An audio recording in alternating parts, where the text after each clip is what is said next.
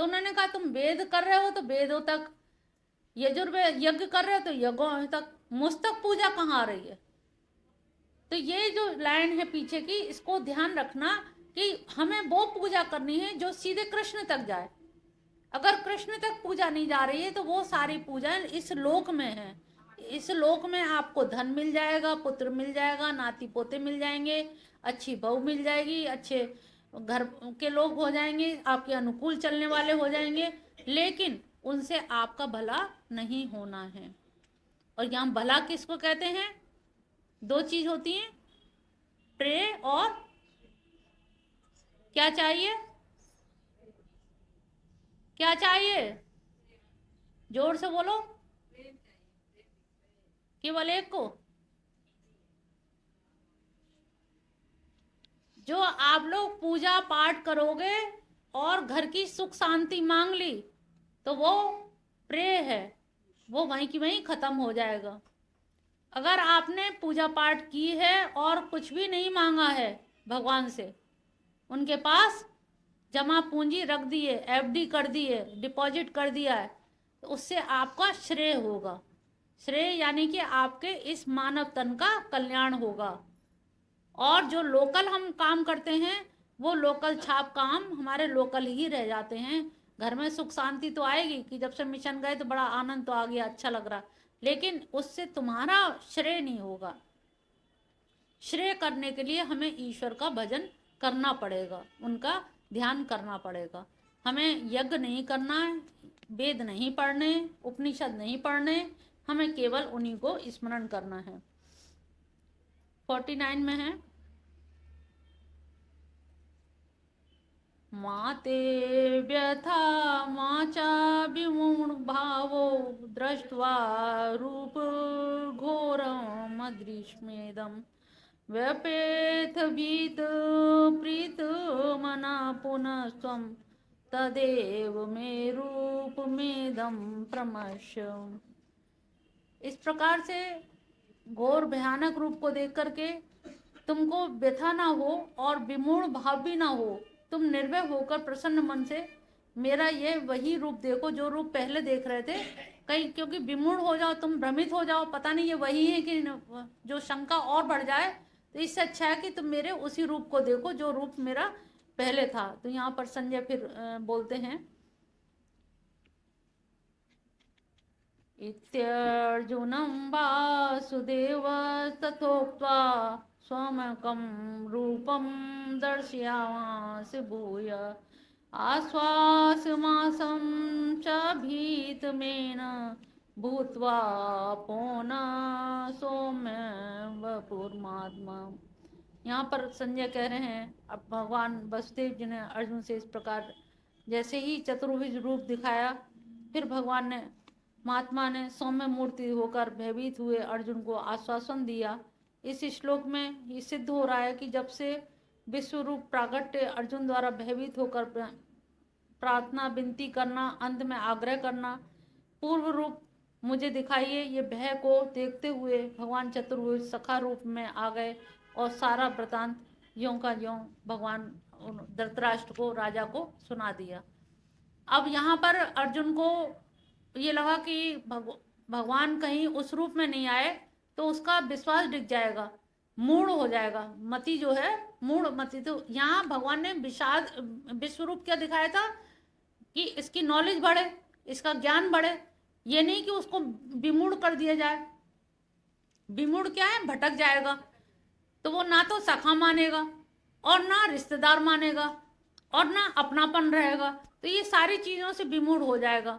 तो इसीलिए उनको भगवान ने दयावश होकर के उसके आग्रह करने पे दिखा भी दिया और आग्रह विनती करने पे, प्रणाम करने पे उसको उसी रूप में आ भी गए, लौट भी आए कि नहीं मैं वही हूँ, तुम्हारा वही सखा हूँ, तुम्हारे वैसी वही हूँ, मैं कृष्ण तुम्हारे सखा के रूप में ही, मैं तुमसे अलग नहीं हूँ। तो उनकी जो आस्था थी वो उस आस्था को और उन्होंने दृढ़ कर दिया।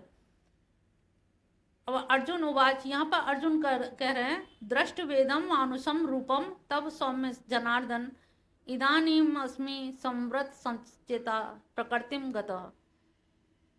अब आपका ये सौम्य रूप देख करके मैं अब शांत चित्त हो गया। और सचेता प्रकृतिमगत, मेरी प्रकृति जो है ना विचलित हो रही थी, तो मैं विचलित हो रहा, क्या होगा कैसे होगा, तो अब मेरी प्रकृति जो है यानी कि नेचर जो है, मैं स्थिर हो गया कि भगवान ये वही हैं। दृष्ट वेदम मानुषम रूपम। अब इस मनुष्य रूप को देख करके मेरे अंदर जो है सौम्य, हे जनार्दन आपके इस सौम्य स्वरूप को देख करके मेरे मन में एक शांति का भाव आया है, और एक ऐसी शांति का भाव आया है कि जिसमें मेरी प्रकृति शांत हो गई। अब मेरी प्रकृति में कोई भी कोई उद्विग्नता नहीं है। भगवान उवाच, वो कह रहे हैं यहाँ पर, सुदर्श दर्शमिदम रूपम। ये जो मेरा रूप था वो कैसा था? अच्छे अच्छे वालों को भी देखने में मुश्किल हो जाता है। दर्शन तो है, सुदर्शन है, लेकिन कठिन सुदर्शन है। सुदर्शन को भी कठिन सुदर्शन कहा है कि इतना कठिन सुदर्शन है कि जिसको देखना दुर्लभ है। जिसको तुमने देखा, देवता भी इसको देवा अप्यस्य रूप से, इस रूप को देखने के लिए देवता लोग भी तरसते रहते हैं। जो तुमने देखा है ये केवल प्रेम भाव से ही आप्लावित होकर के मैंने तुमको ये दिखाया है, नहीं तो देवता लोग तो विनती करते ही रहते हैं। सिद्धगण मेरा अनुवाद गुणानुवाद करते ही रहते हैं, महर्षि लोग मेरी तपस्या में लगे ही रहते हैं, लेकिन मैंने कभी किसी को इस तरह से नहीं दिखाया। ये बात अलग है। ऐसे तो अर्जुन को जब दिखाया तो संजय ने भी देख लिया, तो अब उनको दिखाया तो बहुतों ने देख लिया, वो बात अलग है, लेकिन दिखाया किसके कहने पे, किसके आग्रह पे दिखाया, ये महत्व रखता है। 53वां श्लोक है, बहुत महत्वपूर्ण है। ना हम वेद तपसा न दानेन चेजया शक्य एवं विधो द्रष्टुम दृष्टवान सीमाया था। हे अर्जुन, तुमने जिसको मुझको जिस तरह से देखा है, जिस रूप में अब देख रहे हो, वो ना तो मैं वेदों के द्वारा देखने लायक हूँ। वेदों का अध्ययन करें और वो सोचे कि हम इनको दर्शन कर लें, तो वेद का अध्येता भी मेरा दर्शन नहीं कर सकता। और ना ही तप से, और ना ही दान से, और ना ही यज्ञ से मैं देखा जा सकता हूँ। अब समझ रहे हो? दान यज्ञ तप यहाँ सब फेल हो रहे हैं, तो किससे देखे जा सकते हो भैया? तुम तो बड़ी कठिन चीज हो। यहाँ पर केवल प्रेम है, केवल आत्मीयता है। अगर आपकी लगन कृष्ण से लगी है तो वो अपने सारे रूप आपको दिखला देंगे। लेकिन आप सोचो कि हम वेद पाठी ब्राह्मण हैं, हम यज्ञ करने वाले हैं, हम गंगा स्नान रोज करते हैं, तो इतना हम सैया दान करते हैं, पूर्वजों के लिए हम रोज आटा और वो करते हैं, इतने इतने दान करते हैं, तो इसके एवज में कृष्ण मिल जाए कोई संभावना नहीं है। तो उन्होंने कहा तुम चाहे चींटी को आटा चुकाओ, चाहे कौओं को या मछलियों को, किसी को कुछ करो, ये तो तुम्हारे नित्य नैमित्तिक कर्म हैं। इनको जो आप लोग दान समझ लेते हो, ये दान नहीं है। ये जैसे तुम अपने पेट में डालते हो, ऐसे उनके पेट में डालते हो, क्योंकि कहीं ना कहीं हर चीज में उन सबका योगदान है। आपके घर बनता है तो कितने लोगों ने घर बनाया, आपने अकेले तो नहीं बनाया। रह रहे हो आप अकेले, कौन कौन मिस्त्री लगे, कितनी ईंट गारा लगा, क्या क्या किस किस की मेहनत लगी, तो इसमें आपके अलावा भी सब लोगों का हक होता है, सबका अधिकार है। तो इसी तरह से उन्होंने कहा कि मैं यज्ञ तप जप तप इनसे नहीं मिलने वाला, मैं केवल भक्ति के द्वारा, ना दानेन इज्या यज्ञ से, मैं इन सब से किसी भी चीज से भी देखने लायक नहीं हूँ। आप मेरा निरंतर खूब पाठ करते रहिए, लेकिन अगर प्रेम नहीं है, श्रद्धा नहीं है, यहाँ श्रद्धा का मतलब है प्रेम से, कृष्ण के लिए प्रेम कही, एक तो भक्ति कही जाती है, भक्ति में भी प्रेमा भक्ति, प्रेमा भक्ति में भी रागानुभक्ति, और रागानुभक्ति में भी हम कहते हैं जिसे व्यसन के जैसे चस्का लग जाता है कि हमें कृष्ण के अलावा देखे बिना चैन पड़ता ही नहीं है।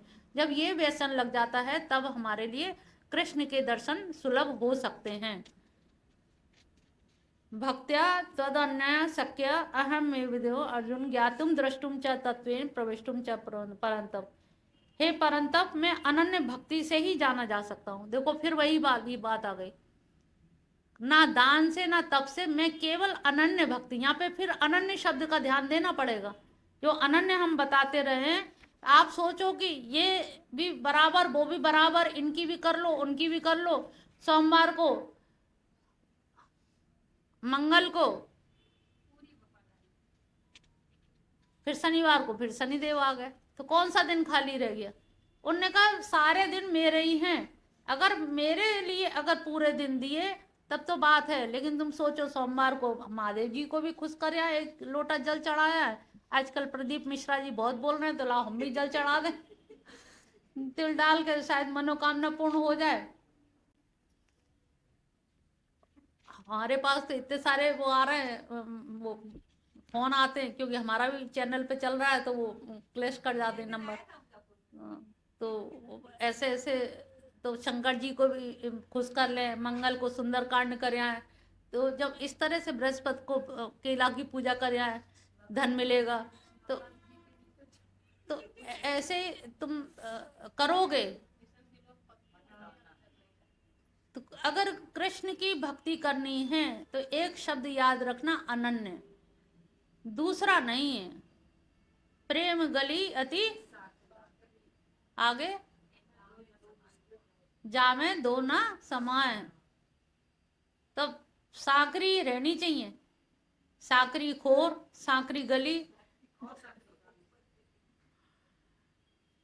तब तो मजा है, तब तो प्रेम का है कुछ चस्का, तब तो आनंद है। फिर तो सजा है। अब मजा लेना है प्रेम का कि सजा लेनी है? अब जो तुम लोग डिसाइड कर लो भाई। खूब ठोक पीट के खूब भरा जाता है अंदर कि भैया कृष्ण की भक्ति करो, कृष्ण की भक्ति करो।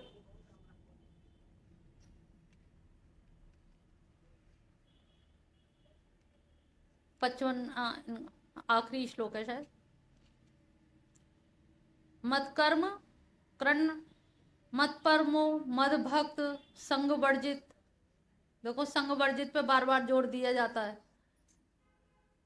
निर्वैर, बैर मत करो किसी से भी।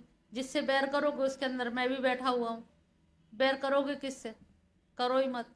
सर्वभूतेषु यह स मामेति पांडव। हे पांडव, जो मेरे लिए ही कर्म करने वाला। अब बाजार जाओ और ध्यान ये रहे कि गोपाल जी के लिए क्या ले लें, और तुम लोगों को रहता है अपने लिए साड़ी कैसी ले लें,